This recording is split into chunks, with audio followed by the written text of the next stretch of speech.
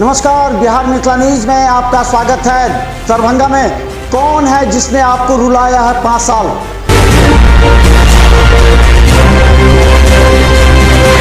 कौन है जिसने आपको अपने हाल पर छोड़ा? बुरे वक्त में भी आपका साथ नहीं दिया। उखाड़ फेंकिए ऐसे पार्षद और मेयर को।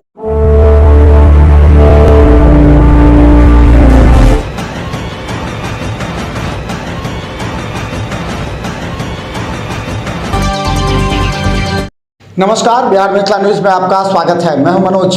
हम बता दें कि दरभंगा में अब नगर निगम चुनाव के मेयर प्रत्याशियों के बीच अब जनसंपर्क का अभियान तेज है। सभी एक दूसरे को ये दिखाने का प्रयास कर रहे हैं कि वो भी अभी रेस में हैं। आज हमने कई मेयर प्रत्याशियों से आपको मिलाया। आज हम मिला रहे हैं राकेश नायक से, जो कि इनका जो संबंध है वो कहीं न कहीं महागठबंधन से है। फिर भी ये अपने जान पहचान संपर्क के माध्यम से लगातार 1 से लेकर 48 वार्ड का आज वो भ्रमण कर रहे हैं, जिससे लोगों से मिले हैं। राकेश जी, आपका तो पहले स्वागत है। बहुत बहुत धन्यवाद। राकेश जी, एक चीज़ समझ में नहीं आ रहा है कि आखिर आप इतने दिनों से राजनीति कर रहे हैं, अभी मेयर के लिए क्यों आपने इसको चुना? और अगर मेयर के लिए चुना तो क्या आपने इसके लिए अपने जो वरीय नेता हैं, जो अलग अलग, क्या उनसे आपने संपर्क साधा था? जी, वरीय नेताओं से संपर्क हमारी अप्रैल मई के महीने में ही हुई थी और हमने बताया था सर कि मेयर का इलेक्शन अपकमिंग आने वाला है और उसमें मैं मजबूती से अपने दल की तरफ से भी और दरभंगा के आम जन की तरफ से मैं प्रत्याशी होने की कोशिश करूंगा। और जैसा भी चुनाव आयोग का गाइडलाइन होगा, अगर मेल में सीट होगा तो भी और फीमेल सीट होगा तो भी मैं प्रत्याशी के रूप में यहाँ पर अपने आप को स्थापित। क्या आश्वासन मिला था, क्या बोला गया था, दिशा निर्देश क्या था? दिशा निर्देश यही था कि दल का चुनाव तो होना नहीं है, जो जीता वही स्वीकार करें, जो जीत के आएंगे वही जन के प्रतिनिधि होंगे। लड़िए, मेहनत कीजिए, लोगों के बीच में जाइए, यही आदेश हम लोग को। आप विधायक के लिए भी कभी प्रयास किए थे या क्या?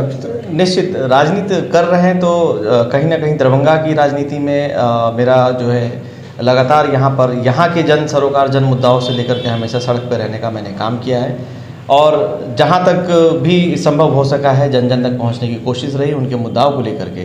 तो जब भी कभी मौका मिलेगा तो उस चुनाव से भी मैं बिल्कुल पीछे हटने की कोशिश नहीं। अच्छा, आप नगर निगम को कितना नज़दीक से जानते हैं? नगर निगम पूरी तरह जो निलंबित नगर निगम है, नगर निगम में जो मेयर हैं, डिप्टी मेयर हैं, 7 कैबिनेट सदस्यों पर आरोप लगा है और इसकी वजह से कई प्रत्याशी इस बार चुनाव मैदान में भी नहीं है। तो आप किस तरह विश्लेषण करते हैं, किस तरह काम हो पाएगा नगर निगम की? क्योंकि पूरा नगर निगम जो है एक कॉकस है जहाँ पर वैसे लोग काम कर सकते जो हर तरह से वो काम कर सकते। तो इसमें आप कैसा विश्लेषण करते हैं आप? निश्चित तौर पे नगर निगम की जो अब तक की राजनीति रही है उससे मैंने अपने आप को बहुत दूर रखा है। मैं पूरे दरभंगा की राजनीति करता रहा हूँ और हमेशा कहीं ना कहीं जन मुद्दाओं को लेकर सड़क पर रहने का काम किया मैंने। नगर निगम की जो वर्तमान की जो स्थिति है, जो निष्कासित निगम आपने बताया बिल्कुल सही, वहाँ जो आज के डेट में 1 से 13 या 12 तक जो प्रत्याशी हैं, उस प्रत्याशी में कई प्रत्याशी तो ऐसे हैं जो 3-3, 4-4 जगह से नॉमिनेशन करके आए हैं। मतलब अगर उनका बस चले तो 48 वार्ड में वो चुनाव लड़ जाए और अकेले पूरे 48 के मालिक और मेयर भी वो खुद रहे। ये सोचने की बात है। ऐसे लोग जो 25 साल 30 साल से निगम की राजनीति करते आ रहे हैं, पहले तो वो अपने वार्ड का चेहरा दिखाते। क्या वार्ड में चांद और सितारा लगा दिया है उन्होंने? क्या उनके वार्ड में जो है सही जो सरकारी सुविधाएं हैं वो उनको मुहैया हो रही है लोगों को? क्या जितने भी प्रत्याशी हैं कमोबेश सबका कहीं ना कहीं संबंध निगम से रहा है। कुछ प्रत्याशी ऐसे हैं जो निलंबित हैं, अभी जो शौचालय घोटाला वाला कांड हुआ था उसमें भी। तो जनता सबको देख रही, जनता सबको जान रही है। और जो इस बार चुनाव का जो प्रक्रिया बदला है, तो पहले जो लोग थे, कुछ चंद लोगों का सिंडिकेट नगर निगम में मेयर बनाने का काम करता था और कुछ पार्षद मिल करके पूरा निगम को चलाया करते थे। अब वो निगम जनता का मेयर वहाँ बैठने वाला है, जनता के लोग वहाँ प्रत्याशी होंगे और जनता की ही भागीदारी वहाँ बढ़ने वाली है।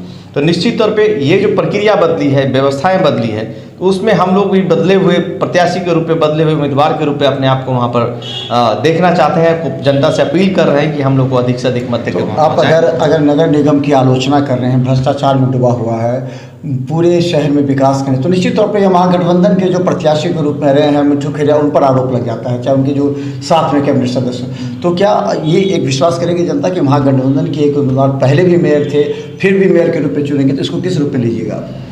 निगम की जो राजनीति रही है हमेशा दल की राजनीति से बाहर रही है। लोग चुन के आते हो, महागठबंधन के लोग, कल हो सकता है मैं भी जाऊँ महागठबंधन का ही प्रत्याशी वहाँ कहलाऊँ, लेकिन कहीं ना कहीं निगम जो है दल की राजनीति से बाहर रही है। और जो लोग भी निगम में पहुँच रहे हों, चाहे वो जिस दल के हों, विकास करना उनकी जवाबदेही बनती है, उनकी जिम्मेदारी बनती है।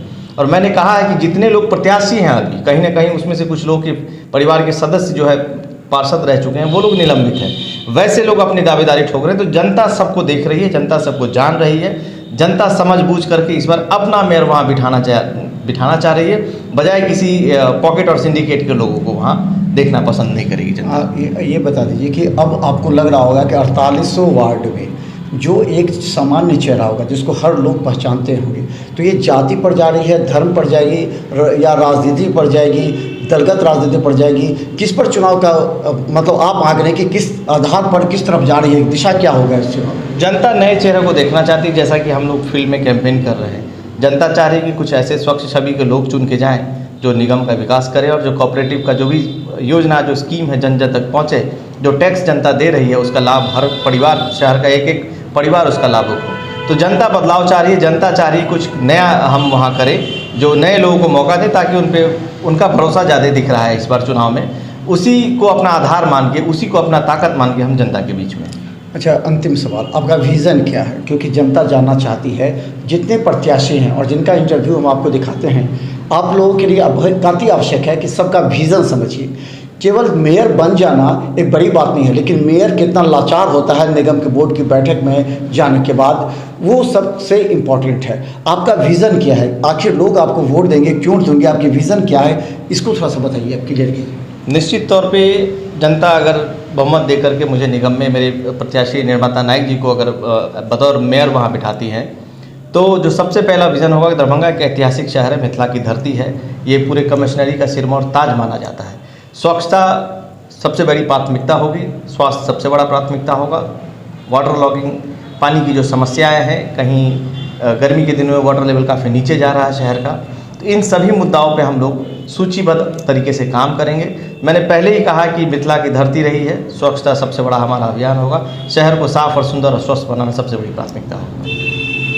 तो हम बता दें कि दरभंगा के तमाम मेयर प्रत्याशियों के चेहरे और उनके बयान आप तक पहुंचा रहे हैं, क्योंकि आपके लिए ये कठिन चुनौती होगी कि वैसे मेयर जो दरभंगा के सर्वांगीण विकास कर सके, दरभंगा की सुरक्षा, जल जमाव से दूर करने का, अतिक्रमण जाम सहित जो कचरा आपके घर से उठता है उस कचरा को समय पर उठाना, सड़क पर जो कचरा उठाने की वजह से जाम होता है, कई ऐसे गंभीर मुद्दे हैं जिससे लेकर आम जनता प्रीत है। क्योंकि आम जनता को कुछ पैसे नहीं चाहिए, बल्कि आम जनता को चाहिए वो सुविधा, जब 5 वर्ष घर से निकले तो पूरी तरह सुरक्षित स्थल तक पहुँच सके, न जल जमाव हो, न गंदगी हो, इसके अलावा उसका समय भी बचे। इस परिस्थिति में आपका एक एक वोट काफ़ी कीमती है, सुनिए सबकी, लेकिन कीजिए अपनी दिल की। लेकिन वैसे वोटरों को मैं कहना चाहता हूं कि आप सोच समझ के दीजिए, किसी के बहकावे में जाति धर्म से अलग होकर के, वैसे जिसका विज़न हो पूरे शहर के लिए एक नया विज़न के साथ काम करें। क्योंकि आपका एक वोट से, गलत निर्णय से आपको फिर 5 वर्ष और आपकी पीढ़ी को भी